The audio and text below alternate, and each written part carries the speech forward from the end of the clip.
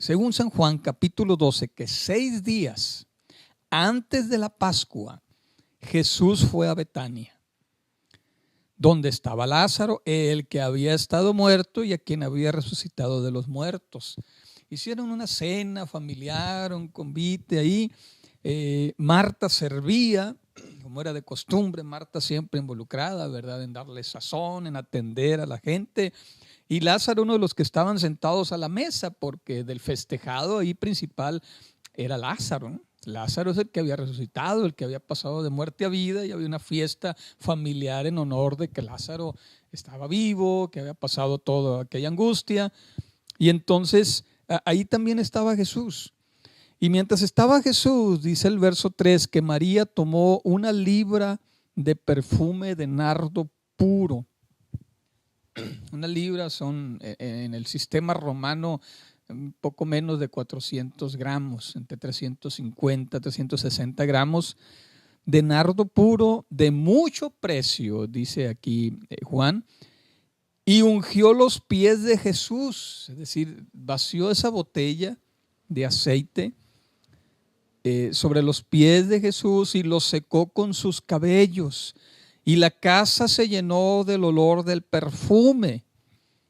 En un acto de adoración, en un acto de gratitud de María porque había resucitado a su hermano, estaban en esa fiesta agradeciéndole, y luego ahora invierte en su adoración un costo altísimo. No era solo la humillación de lavar los pies de Jesús, sino que hacerlo con un aceite carísimo. Porque ya adelante dijo uno de sus discípulos, Judas Iscariote, ustedes saben, era el administrador de los discípulos, hijo de Simón, el que lo había de entregar. ¿Por qué no se vendió este perfume por 300 denarios y se le dio a los pobres?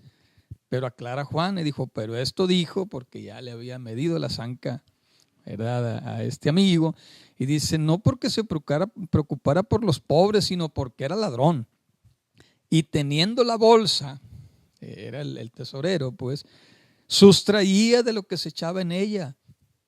Pero entonces Jesús les dijo, porque bueno, 300 denarios, recordemos que un denario es en promedio el salario diario de una persona en tiempos de Jesús. Estamos hablando de 1 año de salario que costaba ese perfume. Y bueno, dijo, bueno, si lo vendemos barato, que lo vendamos 300 denarios. Estamos hablando de muchísimo dinero. Pero dice Jesús, déjala, porque para el día de mi sepultura ha guardado a esto.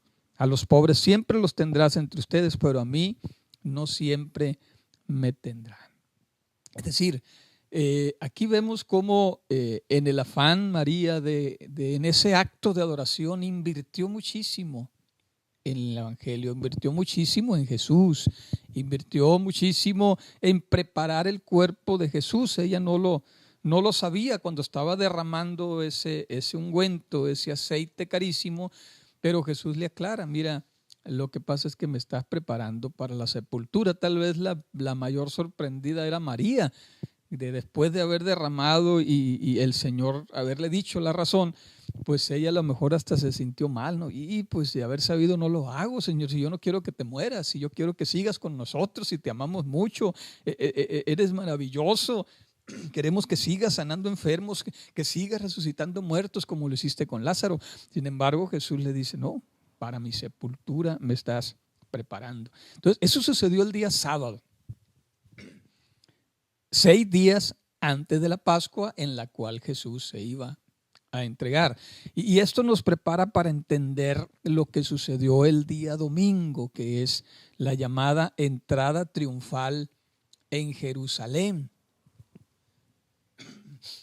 Y dice el Evangelio de Marcos, vamos a irnos al Evangelio según San Marcos, ahora en el capítulo 11. Cuando se acercaban a Jerusalén, dice, junto a Betsabé y Betania, Betfagé, frente al monte de los olivos, Jesús envió a 2 de sus discípulos y les dijo, vayan a la aldea que está enfrente de ustedes, y luego que entren en ella hallarán un pollino atado, un asno, en el cual ningún hombre ha montado, desátenlo y tráiganselo. Fíjense que cuando van los apóstoles hacia Jesús con esta encomienda y el Señor les dice que ya hay un asno preparado para él, este hombre podemos imaginarlos porque era la tradición y la manera de hacer negocios en Israel de los que se dedicaban al ganado, que esta clase de animales eran exclusivos para reyes. Normalmente los reyes en la antigüedad no andaban en camellos, en elefantes, en caballos, andaban en asnos, y en asnos de color blanco. Y esos, cuando entonces un ganadero se encontraba que había nacido un asno con esas características, un pollino hijo de asna, lo preparaban y no dejaban que nadie lo montara, le daban un tratamiento especial para reyes, y ese animal estaba destinado a la venta para el servicio de, en este caso, de Herodes, que era el rey de Judea en aquel tiempo, y pues él estaba esperando mercar con él. Sin embargo, cuando van con él y le dicen el objeto de lo que se trataba, ¿verdad? Porque llega ahí, fueron y ellos estaban desatando ahí, ¿no? Y entonces llega ahí los que estaban ahí, oye, ¿qué están haciendo desatando ese animal? O sea, si está preparado para reyes, ¿lo van a comprar o qué? Pero entonces Jesús le dijeron como Jesús les había dicho. ¿Ya? Si alguien les pregunta, ¿por qué hacen esto? Díganle, el Señor lo necesita y luego se los va a devolver. Y bueno, pues dijeron, si el Señor lo necesita, pues adelante, porque esas personas entendían que Jesús era destinado a ser el rey de los judíos. Ellos lo veían en la línea mesiánica de que Jesús se iba a instalar literalmente en el trono de David, que iba a derrotar a Herodes, que iba a echar fuera a los romanos, a Pilatos, que iba a instalar el reino de Dios en la tierra, y decían, no, pues nosotros queremos ya que se siente en el trono, y ellos reconocían que Jesús era ese rey que estaban esperando. Y cuando llegaron, entonces ya trajeron aquel animalito a Jesús, y luego dice la Escritura, echaron sobre él sus mantos y luego se sentó sobre él. Ahí sus discípulos estaban quitándose la capa, que era una señal también de reconocimiento a los reyes. Cuando pasaba el rey, la gente tenía que quitarse la capa y tirarla, ¿verdad?, en señal de sumisión, en señal de reconocimiento. Ellos se quitan la capa, los apóstoles, y la ponen sobre el animalito, y ahí entonces suben a Jesús en él. Y muchos, dice, también muchos de los que iban en el camino tendían sus mantos, dijeron, como diciendo, ¿cómo hubiera querido que mi manto fuera el que estuviera sobre aquel animalito para que Jesús fuese montado en él? Pero entonces dice, tendían los mantos sobre el camino. ¿Te puede imaginarse la escena? Jesús entrando, la gente tirando sus mantos, y luego quien no encontraba ya cómo agradarle, cómo reconocerle, pues recuerden que era la primavera y las ramas de los árboles estaban frescas, entonces cortaban ramas de las palmeras y las tendían en el camino. Y ahí va Jesús, sentado como un rey sobre un asna, sobre un pollino de asna, un animalito exclusivo para reyes. La gente reconocimiento, los que iban delante, los que venían detrás daban voces diciendo, Hosana, Hosana, bendito el que viene en el nombre del Señor, bendito el reino de nuestro padre David que viene.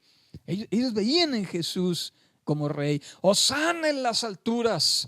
Y Jesús entró en Jerusalén, y luego de ahí, cuando entró a Jerusalén, luego entró al templo, y luego miró alrededor todas las cosas, y como ya anochecía, dice, se fue a Betania con los 12. Fíjense, hermanos, qué maravilla tenemos aquí en esta narración. Se está recibiendo a Jesús como un gran rey, se le está recibiendo como una experiencia que contrasta con la realidad que iba a suceder de su martirio. La gente quería verlo instalado como rey. Esos gestos de bienvenida usted los puede encontrar en 2 de Reyes capítulo 9, verso 13, cuando al rey Jehú lo instalan rey. No hallaron más cómo improvisar un trono los soldados ahí cuando ya lo proclamaron el ejército que le había dado la victoria, y luego hicieron, ¿verdad?, un trono improvisado y tendieron sus mantos y les echaban ramas cuando entronizaron al rey Jehú. Era lo mismo, esa es la costumbre que tenían para los reyes. Pero ahora la entrada triunfal, pues se le llama triunfal porque la gente esperaba ver entronizado al rey, a Jesús de Nazaret. Tenían ellos esa esperanza, por eso lo cantaban: bendito el rey que viene en el nombre del Señor. Bendito el reino de nuestro padre David. Fíjense cómo lo tenían visualizado. Y bueno, pues era una fiesta que se recibía al Rey de Reyes. Y aquí cabe ya una pregunta, mis queridos hermanos. Por un lado, vamos a estar haciendo una serie de cuestionamientos a todo esto. Yo les dije que iba a ser más o menos interactivo, y yo les pediría también que nos pregunten, que se atrevan a preguntarnos aquí, sea necesario a través de la página, de algún medio. Pregunten los temas que gusten que abundemos, o encárguenme tarea, ¿verdad?, si no me la sé. Pero quiero regresarme tantito al momento cuando Jesús es ungido un día antes, el sábado. ¿Y cuánto le costó a María su adoración? No sé, eso es producto, el tener un perfume de ese tipo implica una gran inversión. Usted puede calcular cuánto gana en el año y échele pluma todo lo que gana, todo lo que ahorró en un año, y eso represéntelo, materialícelo y diga: esto es el equivalente de lo que María le ofrendó a Jesús. Entonces, ¿cuánto cuesta ser adorador? ¿Cuánto cuesta agradar a Dios? ¿Cuánto cuesta el derramar nuestra vida delante de Él? Y eso nos habla, hermanos, de no escatimar cuando se trata de adorar a Dios. Es cierto, a veces vienen las cuestiones muy humanas y quién administra esto y cómo estoy seguro que hacen un buen uso. Bueno, es cierto, son palabras muy humanas y se vale. Pero cuando tú haces algo por el reino, tienes que pensarlo de esa manera. Lo estás haciendo para Dios, y Dios te va a multiplicar en la medida de tu fe, en la medida en que tú te desprendas, en la medida en que digas con tus hechos que Jesús para ti es lo más importante, como dice Proverbios, ¿verdad? Demostrémosle a Dios que para nosotros Él es lo más importante, y a través de nuestro acto de adoración. Por otro lado, la entrada triunfal nos habla también de la manera en que recibimos a Jesús en nuestras vidas. Y aquí meditemos cómo ha entrado Jesús en tu vida y en tu familia. ¿Lo dejaste entrar en tu vida como rey, o lo dejaste entrar en tu vida como: bueno, Jesús, para que no te sientas mal, te voy a dar chance a que entres en mi casa? Pero más aún, ¿lo mantienes todavía en el trono de tu reconocimiento? Te quitas la capa, te quitas el sombrero delante de Él para decir: Señor, tú eres el Rey. No solamente de labios lo digo, sino de hecho, eres el Rey de mi vida, eres el Rey de mi familia. Fíjense que cuando nosotros entregamos nuestra vida a Cristo y le reconocimos por primera vez como el Rey, dice la Escritura, Lucas 15:10, que los ángeles hicieron fiesta por mí. Es decir, cuánto le agrada a Dios y cuánto el cielo entero se agrada cuando tú y yo recibimos a Jesús como lo que es Rey. Y eso produjo una gran fiesta cuando yo como pecador me arrepentí. Y así es cuando la persona reconoce la grandeza y el inmenso inmenso amor que Dios ha mostrado hacia nosotros. Pero por otro lado, La expectativa de la gente no se resolvió ese domingo. Eso se celebraba el día de ayer, por eso la tradición le llama el Domingo de Ramos, ¿no? Por las ramas, las palmas que echaban sobre él en reconocimiento. Pero el punto aquí es que ellos esperaban que se sentara en el trono, pero estaban dejando por un lado algo muy importante. Ellos solamente estaban viendo el llenar su expectativa. Pero dice también Éxodo capítulo 12, cuando fue la Pascua, que el día 10 del mes tómese cada uno un cordero según las familias de los padres, un cordero por familia, el animal será sin defecto, macho de 1 año lo tomarán de ovejas o de las cabras. El domingo previo a la Pascua, es decir, 5 días antes de la Pascua, el domingo anterior al día viernes, que era cuando se celebraba ya la fiesta en su plenitud, desde el jueves a las 6 de la tarde y todo el viernes y el sábado. Pero aquí ese era el día en el que el pueblo de Israel tenía que seleccionar al Cordero. El día que Jesús estaba siendo recibido como rey era el día también en que los israelitas estaban seleccionando el corderito. Me decidí por ese es el que voy a presentar, aunque lo estuvieron preparando desde 1 año, tal vez tenían 1 o 2 opciones y dijeron, no, este es el que vamos a ofrecer. Este es el que vamos a ofrecer. Y lo seleccionaban y sin embargo lo que nadie notó es que Jesús estaba entrando en Jerusalén para ofrecerse él mismo como el Cordero, para ofrecerse él mismo, como dijera Isaías en el capítulo 53, como Cordero. Fue entregado delante de sus trasquiladores y enmudeció y no abrió su boca.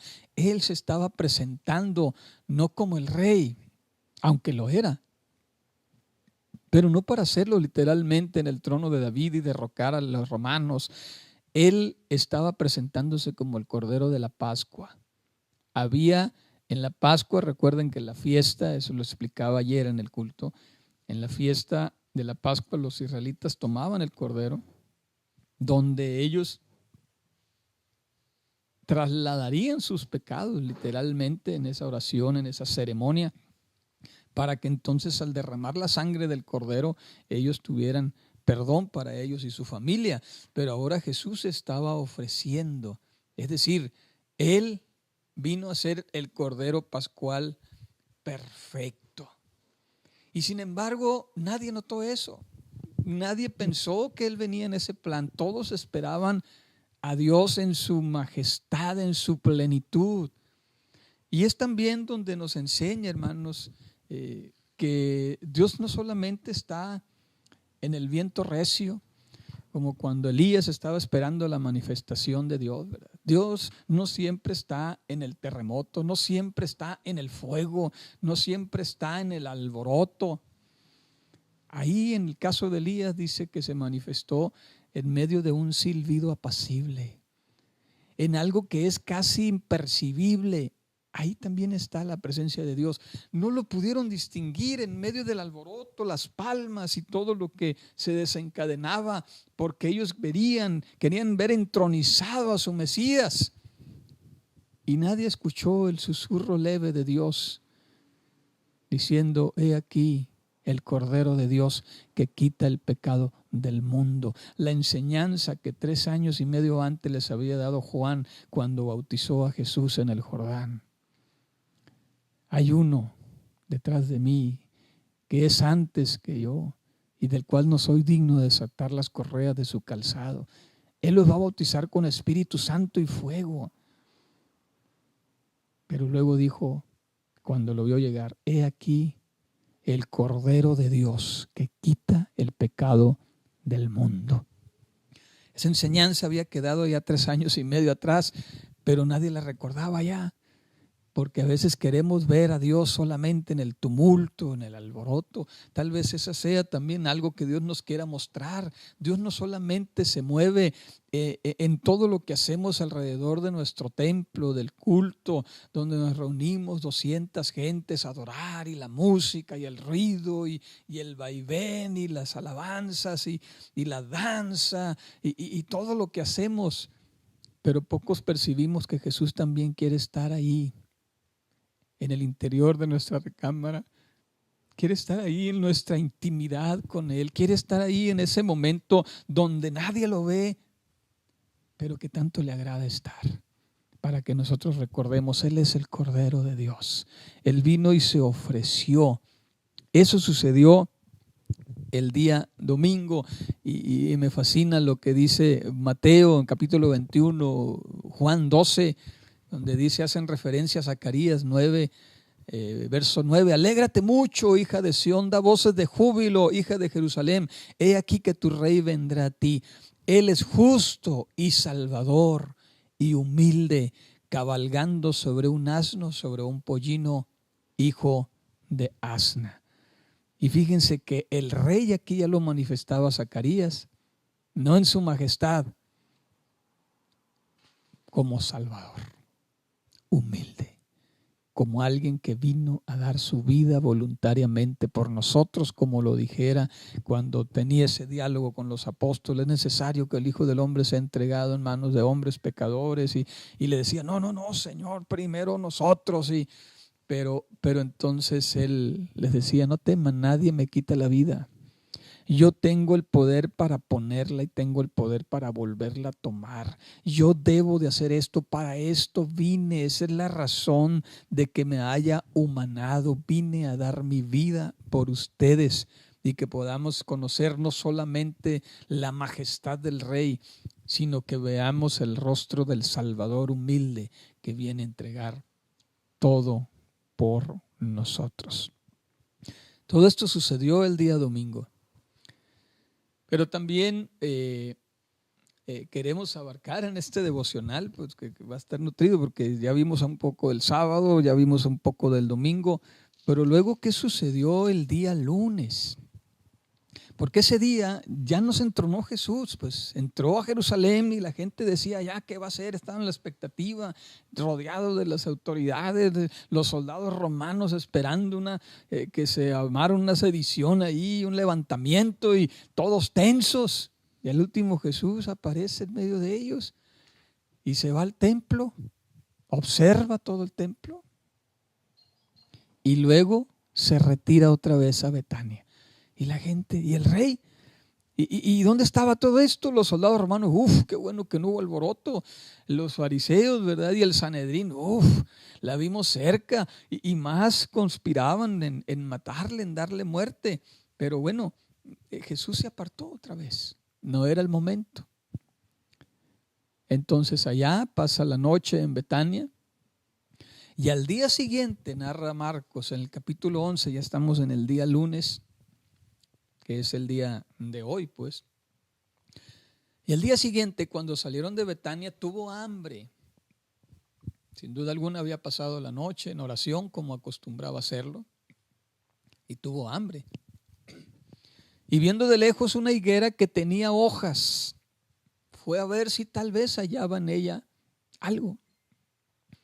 Pero cuando llegó a ella no halló nada sino hojas, pues no era tiempo de higos. Entonces Jesús dijo a la higuera, nunca jamás coma nadie fruto de ti. Y lo oyeron los discípulos y vinieron a Jerusalén. Me detengo ahí porque luego viene otro evento, pero en este evento Jesús tiene hambre y va a la higuera. Aquí yo he visto dos interpretaciones que comúnmente se dan. Una es de que ya estaba floreciendo la higuera, pero que todavía no daba el higo. Pero resulta que la higuera da primero el fruto y después las hojas. Entonces, como da primero el fruto, y al ver una higuera con hojas, dice, ya tiene higos, no estás esperando a que tenga, porque lo primero que florece son los higos. Entonces, si tenía hojas, aunque aquí Marcos declara no era el tiempo de higos, o había ya pasado el tiempo o ésta había florecido contra naturaleza antes de dar los frutos.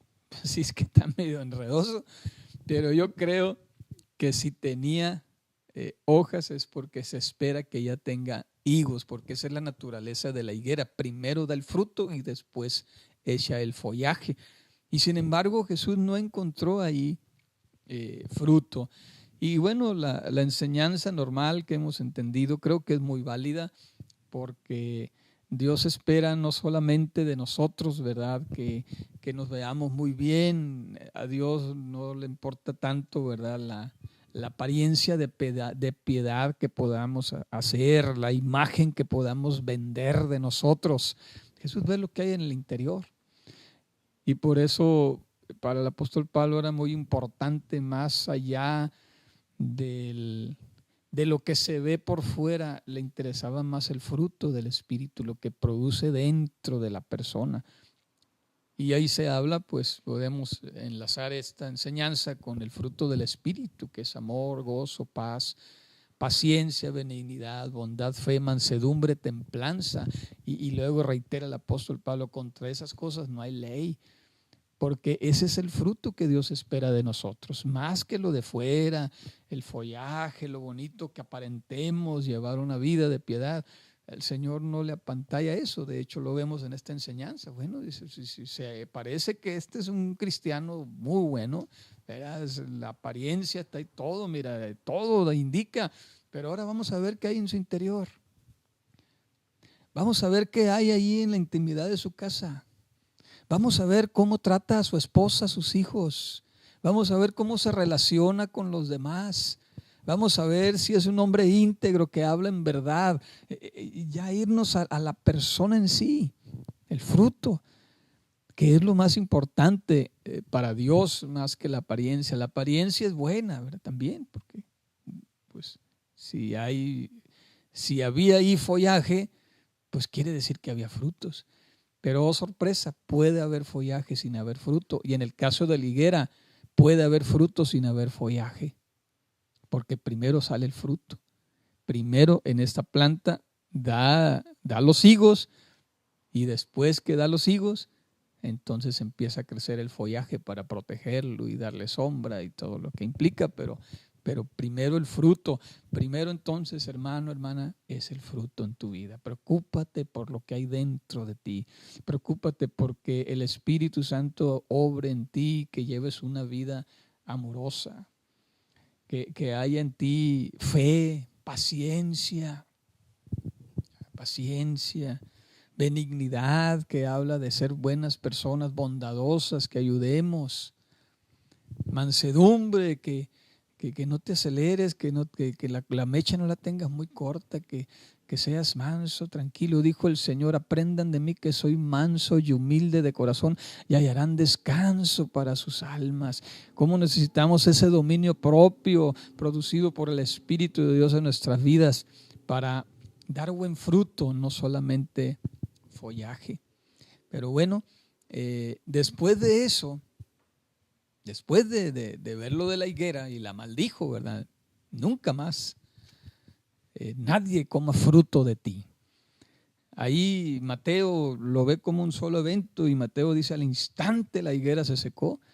Marcos lo pone como un evento separado, porque el día de mañana vamos a ver el efecto que se produjo. Al otro día ya se dieron cuenta que estaba totalmente seca desde la raíz.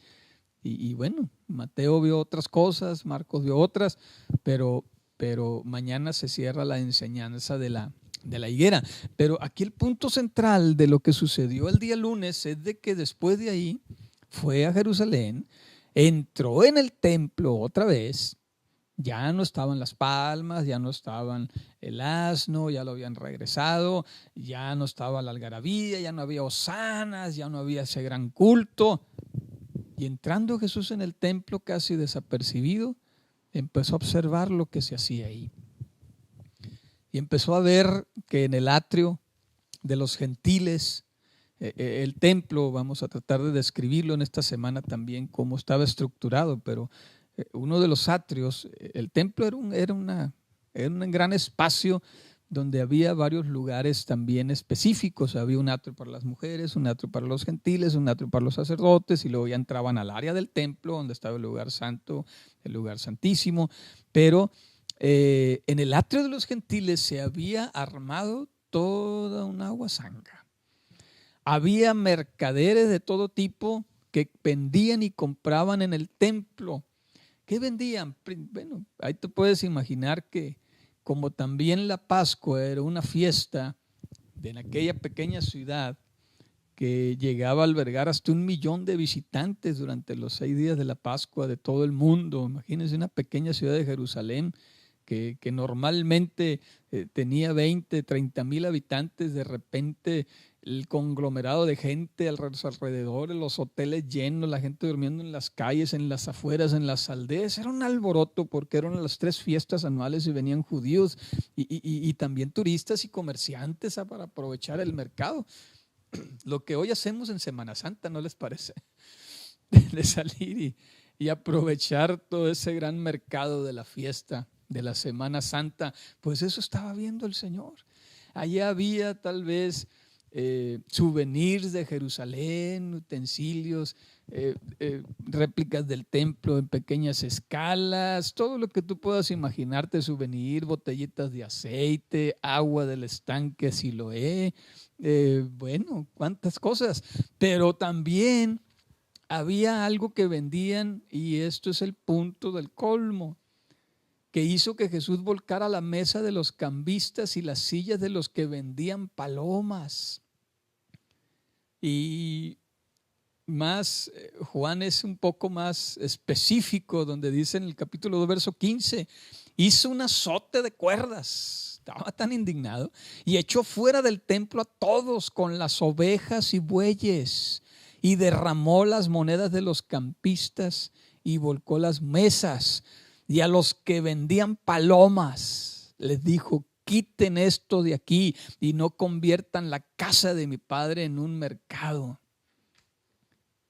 Marcos dice: mi casa será llamada casa de oración y ustedes la han hecho cueva de ladrones. ¿Qué estaba sucediendo ahí? No se trataba solamente de un gran tianguis que el pueblo aprovechaba y los turistas para comprar. Creo que es válido en todos lugares, ¿verdad? Hay un lugar turístico donde puedes ir a comprar souvenirs. Ese no era el problema de fondo. El problema de fondo estaba en que el domingo habían de tomar el animal para el holocausto máximo, el cordero. La gente que no se había preparado o que había preparado su cordero en casa, eso no tenían problema, pero la gente que no se había preparado para la fiesta, pues iban al mercado a comprarla. Y ahí se les vendía, pero no solamente ahí podían obtener un cordero válido para la fiesta. Era un mercado financiado, dirigido, orquestado y con todos los réditos para el Sanedrín. Era un negocio del templo. ¿Hasta dónde llegó? Joaquín Jeremías, uno de los teólogos que escribe la vida de Jerusalén, me fascinan sus escritos, dice que era tal la vileza que tú podías llevar un corderito que habías preparado todo el año y como un judío devoto, como un creyente que quieres agradar a Dios en la Pascua y que quieres realmente hacer un sacrificio digno para Él, y con todo amor, todo un año con tu familia, tus hijos cuidando junto contigo el animalito, y sabías que estaba perfecto, que no tenía mancha, no tenía defecto, lo habías alimentado especialmente, lo habías separado del resto, lo habías cuidado, y luego llegabas con toda tu familia con ese corderito y lo presentabas al templo, porque la mecánica era: llegas y días antes de la Pascua estaban valorando los animalitos y estaban validando, ok, la familia Solano aquí trae un cordero, ok, está bien. Te tenían que darte el vale de certificación, pero en muchos casos decían a priori: a ver, este corderito, a ver cómo se ve, no, se me da que esto pueden comprar, no saben qué, ese cordero no es válido. Pero disculpe, señor sacerdote, pero si lo preparé, analícelo bien, debe haber un error. No. no sirve tu cordero, ve y compra uno de los corderos autorizados en los establos del templo. Imagínate aquella familia en ese desagrado, en esa decepción por la manera de los manejos de los dineros del templo, y que regresa y que sale del templo porque no entraban sus hijos ni su esposa. Papá, ¿qué te dijeron del corderito? Pues no sé, nomás que no sirve. Pero ¿cómo, papá? Si lo estuvimos preparando, pues no sirve. Vamos a ver al mercado para comprar uno y lo vamos a vender. Le compraban a un bajo precio su ovejita, su cordero, y le vendían uno certificado. Ese mismo cordero al otro día lo estaban vendiendo a otra persona como autorizado. Era una vileza. Y luego donde colmó, y yo creo que ahí colmó a Jesús, porque no solamente dice despachó a los que vendían ovejas y bueyes, se dirigió especialmente a los que vendían palomas. ¿Por qué? Usted recordará cuando Jesús fue presentado en el templo, Lucas 2, y la ley decía que tenían que ofrecer un cordero cuando presentaran también al niño, cuando la ceremonia de la circuncisión, de la presentación del niño a los 40 días de nacido. Y a los pobres que no tenían para un cordero les decían, pues traigan 2 tórtolas o 2 palomitas. O sea, si no hay más, no hay problema. La ley lo preveía así, porque la ley de Dios es justa y estaba viendo porque todos tuvieron acceso al templo, al sacrificio. Jesús y María, los padres de Jesús, José y María, llevaron 2 tórtolas. Era una familia pobre, se los aceptaron en ese entonces, degollaron aquellos animalitos, presentaron a Jesús en el templo. Y entonces las familias que no tenían para el cordero tenían que comprar palomas. Pero igual traían las palomas ellos y se las rechazaban. Se las recibían ahí, las vendían por ahí y luego el Sanedrín les estaba vendiendo. Es decir, abusaban hasta de los más pobres. Cualquiera se puede sentir indigno con esto. Por eso Jesús se dirigió particularmente, agarró el azote de cuerdas y echó fuera a los cambistas que estaban los cambistas porque pues venían de todas partes del mundo. Unos traían monedas de Egipto, otras monedas de Siria, otras monedas de Roma y ahí hacían un cambio porque las monedas del templo solo aceptaban las monedas oficiales del Sanedrín, o sea, no podían manejar otra moneda. Entonces ya había una ganancia en cambiar el tipo de cambio a la moneda, y luego todavía el colmo fue, están vendiendo hasta las palomas. O sea, como diciendo Jesús, deberían de estárselas regalando, por amor de Dios, a las pobres familias que vienen a adorar, que vienen a su encuentro con Dios, que vienen a celebrar su Pascua, a celebrar la liberación, a celebrar que el Dios de Israel, y que no tuvieron ni para palomas, y también eso, o sea, es el colmo. Por eso, quiten esto de aquí, dijo el Señor, a los que vendían palomas. Juan 2, verso 16, quiten esto de aquí y no conviertan la casa de mi Padre en un mercado. ¿Qué no oyeron que está escrito? Mi casa será llamada casa de adoración para todas las naciones, y ustedes la han hecho cueva de ladrones. Lo oyeron los escribas y los principales sacerdotes. Miren, el pueblo estaba encantado con lo que estaba haciendo Jesús. Dijeron, por fin me van a recibir el cordero, ¿verdad? Jesús está en contra de esta injusticia. Qué bueno que está por nosotros. Nosotros queremos adorar a Dios, pero queremos hacerlo bien y nuestro alcance. Y las palomas, pues decían, pues que compran una paloma al que no tiene, o sea, o regálasela. El pueblo estaba fascinado con esto, pero lo oyeron los escribas y los principales sacerdotes, los dueños del negocio, los que habían montado todo ese mercado, y luego refunfuñando y se buscaban cómo matarle. O sea, dijeron, ahora sí nos está echando fuera el negocio del templo. Pero le tenían miedo, porque el pueblo estaba admirado. Y, o sea, Jesús hizo todo eso, y por un lado los escribas, los soldados romanos que no se atrevieron a meterse, y todo el pueblo detrás de Jesús y esperando que si se mete nosotros también le entramos. O sea, era una situación muy tensa, pero nadie le impidió a Jesús hacer eso, porque sabían bien los escribas y sacerdotes que estaban siendo exhibidos en su mercado, en su mañosada de manejar los negocios del reino. Y después de eso sucedió el día lunes. Imagínense la tensión entonces que había en Jerusalén. Después de eso, pues ya la gente decía, ahora sí me irán a aceptar la oveja, voy a ir otra vez con el sacerdote a ver si cambia de opinión, a ver, y a ver quién me regala. Los que entendieron la enseñanza, fue un llamado a misericordia. Caray, pues yo traigo para comprar 10 corderos y a esta pobre familia que no tiene ni 2 palomas, oye, pues le voy a regalar cuando menos para que compre sus 2 palomas. Es un llamado a la misericordia. Y esto debe de hacernos meditar, hermanos. ¿Cómo manejamos nosotros nuestra fe?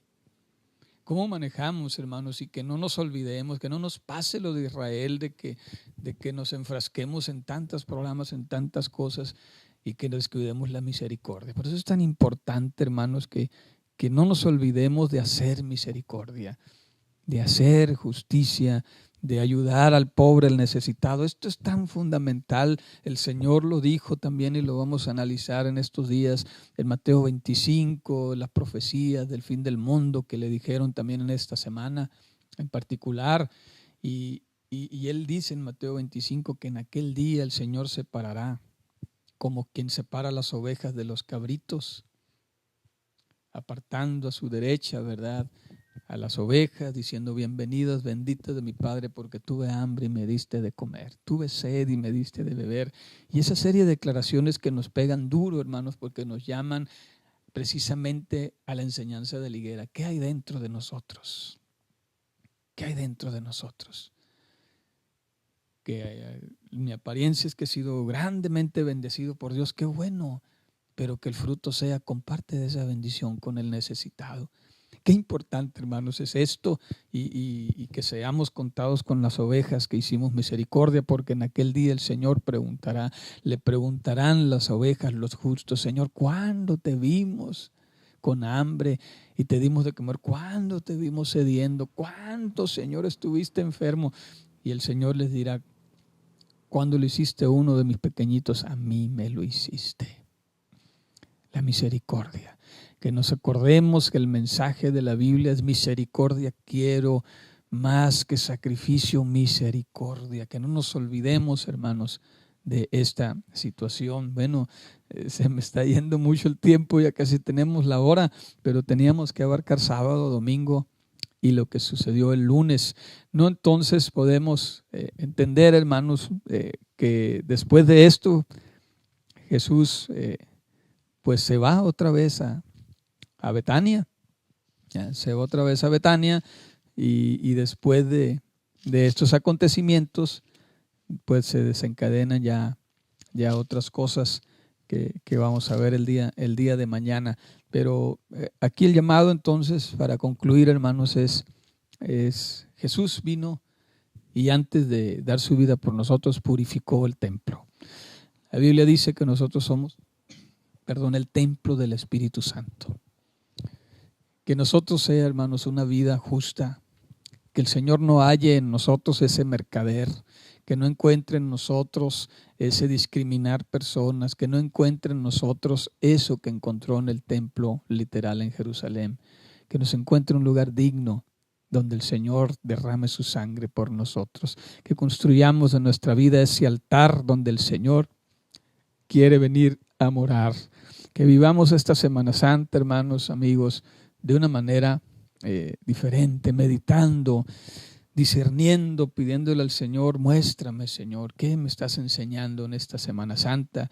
Yo decía ayer en la radio, qué maravilloso es Dios, como en medio de toda esta pandemia estamos en un huracán emocional, psicológico, político, económico, está moviendo un huracán a nivel internacional, pero siempre el huracán tiene un ojo y en el ojo hay paz.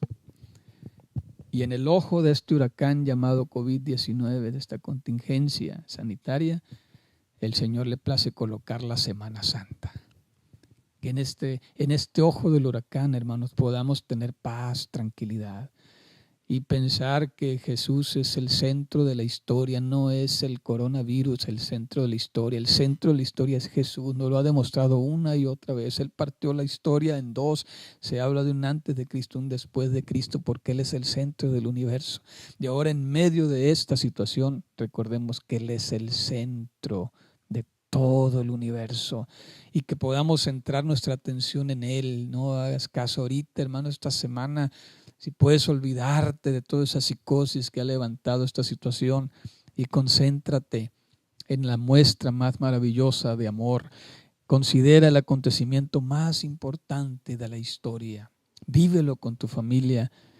Acércate a Jesús.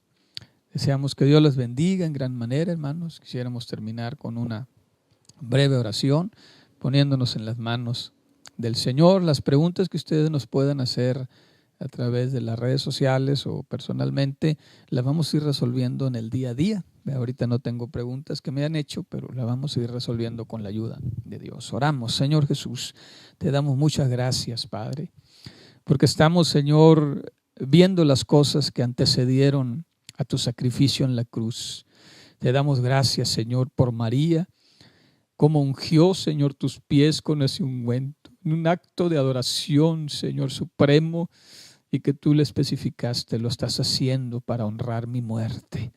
Señor, te damos gracias porque en aquel domingo, aunque todos esperaban que tú te manifestaras como el Rey de Israel, tú decidiste, Señor, no ocupar ese trono, porque tu plan no era ser rey de una tribu, de una nación. Tu plan es seguir siendo el Rey de Reyes y Señor de Señores para todos, y para eso tenías que entrar como un cordero inocente. Tú fuiste, Señor, escogido, como declaró el apóstol Juan cuando inició su ministerio y fue bautizado por el Señor. He aquí el Cordero de Dios que quita el pecado del mundo. Nadie lo notó, Señor, pero ahora lo entendemos. Tú te estabas preparando, Señor. En el día que elegían, Señor, ese Cordero, tú estabas ahí. Y tú esperas, Señor, lo mejor de nosotros en la misericordia en tiempos de tempestad. Por eso, Señor, nos enseñas lo de la higuera, Señor, que no veamos, Señor, el follaje, que veamos el fruto. Señor, te pedimos que nos ayudes a mantener nuestro templo sano, limpio para ti, Señor. Somos el templo de tu Espíritu Santo, morada de tu trono, Señor, en nuestros corazones, y queremos, Señor, que nos purifiques, Señor. Límpianos. Si hay algo en mi vida que necesites limpiar, Señor, toma el azote, Señor, y límpiame, Señor. Acepto, Señor, tu reprensión, porque tu palabra dice que tú corriges al quien recibes como hijo. ¿Qué padre, dices, no recibe a su hijo y lo corriges? Así, Señor, yo quiero que me corrijas, Señor. Oramos, tu iglesia, Señor, corrígenos, pero límpianos, Señor, porque queremos ser dignos para ti. Si hay algo que no te agrada de mí, Señor, échalo fuera de mí, aunque me duela, Señor, aunque tenga que recibir un azote, Señor, pero por favor, purifica nuestras vidas, purifica esta iglesia que te ama, Señor. La segunda iglesia de Obregón, purifícala, Señor. Estamos confiando en ti, queremos que vengas a nuestras vidas, Señor. Bendice, Señor, y suple la necesidad de cada uno de nuestros hermanos en Cristo Jesús. Ayúdanos, Señor, guárdanos delante de ti, en el nombre de Cristo Jesús. Amén. Estimados hermanos y amigos, muchas gracias por su atención. Me extendí mucho, dije va a ser un breve devocional, pero ya me conocen.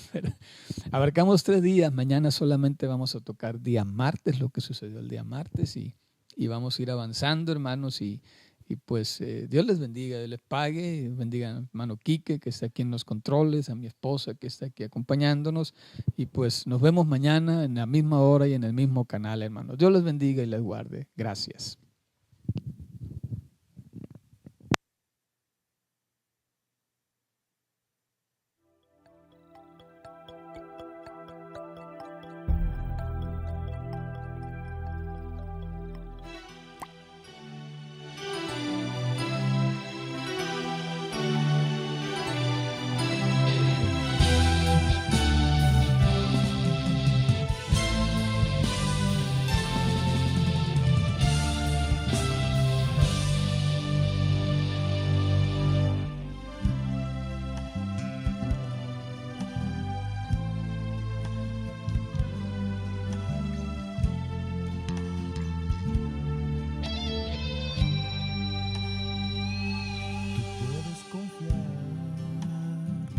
sobre todas las cosas,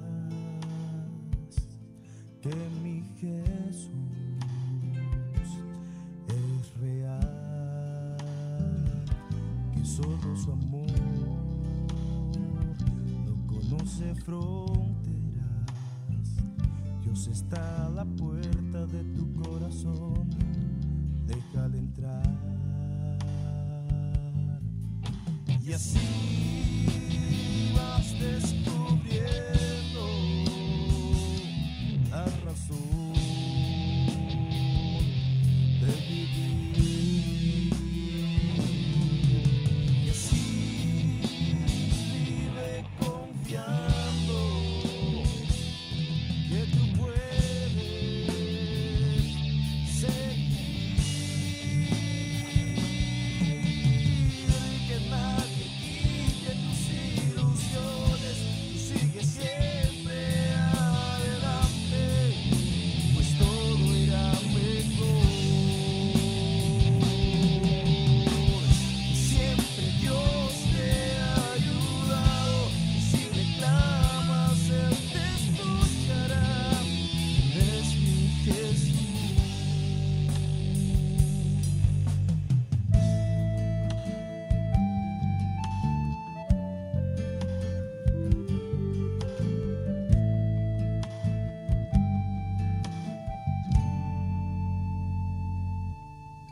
Y así vas descubriendo la razón de vivir.